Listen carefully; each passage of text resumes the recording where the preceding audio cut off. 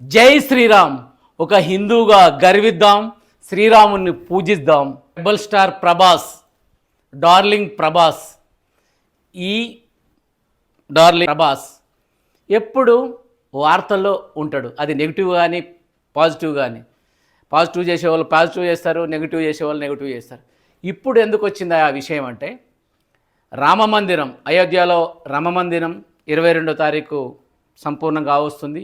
అక్కడికి వస్తున్న భక్తుల కోసం ఎంతోమంది, రామమందిరం కోసం చాలామంది దేశ విదేశాల నుంచి రకరకాల రూపకంగా విరాళాలు ఇస్తున్నారు.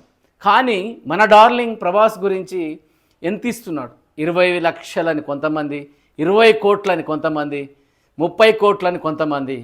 రకరకాల ప్రచారం అయితే జరుగుతుంది ప్రభాస్ మీద. కానీ ముఖ్యంగా ప్రభాస్ అవి ఏవి కాకుండా, మొదటి నుంచి ప్రభాస్ ఎవరి వాళ్ళ ఇంటికి వచ్చినా కూడా కడుపు నిండా భోజనం పెట్టాలి అని వాళ్ళ పెదనాన్న దగ్గర మాట తీసుకున్న విషయం సభాపూర్వకంగా, తర్వాత మీడియా పూర్వకంగా, సోషల్ మీడియా పూర్వకంగా ఎన్నోసార్లు చెప్పాడు కూడా మన డార్లింగ్ ప్రభాస్. అయితే ఏదైతే ఉంటుందో, మన భక్తులు అయోధ్య రామమందిరం చూసేదానికి భక్తులు వస్తుంటారు కదా, లక్షలాది మంది భక్తులు వస్తుంటారు కదా. ఆ భక్తుల కోసం ఆయనే అన్నదాన సెంటర్స్, కనీసం మినిమంలో మినిమం 300 సెంటర్లు, ఆ టౌన్ మొత్తం మీద 300 సెంటర్లు ఏర్పాటు చేసి ప్రతి భక్తునికి మంచి భోజనం అందించేలాగా ప్రయత్నాలు అయితే జరుగుతున్నాయి. ఇది మాత్రం నిజం, చేసింది అది ఆయన ముఖ్యంగా.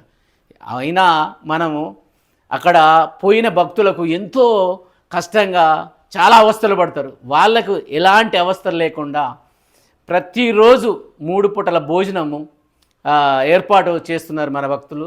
అది మన రెబల్ స్టార్ ప్రభాస్ చేసిన కార్యక్రమం. ముఖ్యంగా ఇది చేశాడు, కానీ వేరే ఏం లేదు. బట్ ఇది చాలా చాలా గొప్ప కార్యం.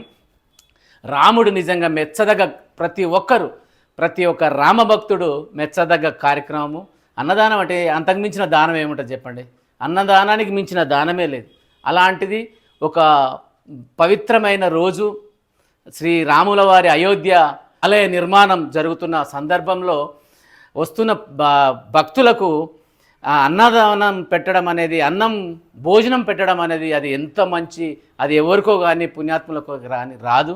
అది మన రెబల్ స్టార్ ప్రభాస్ గారికి రావడం, ప్రభాస్ ఫ్యాన్స్ మొత్తం చాలా హ్యాపీగా ఫీల్ అవుతున్నారు.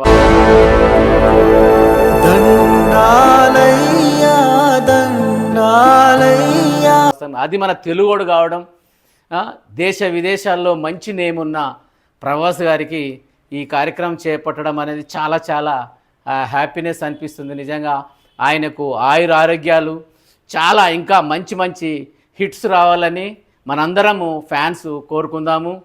తర్వాత రామమందిరం గురించి ప్రతిరోజు ఒక వీడియో అయితే వస్తుంది. నిజంగా ప్రతి ఒక్క హిందువు చూడాల్సింది. మనకు వచ్చిన సమాచారం మేరకు ప్రతి ఒక్క అందరూ చెప్పే విధానంగా కాకుండా మంచి మంచి విషయాలు మనమైతే చెప్పుకుంటాం ఈ ఛానల్లో.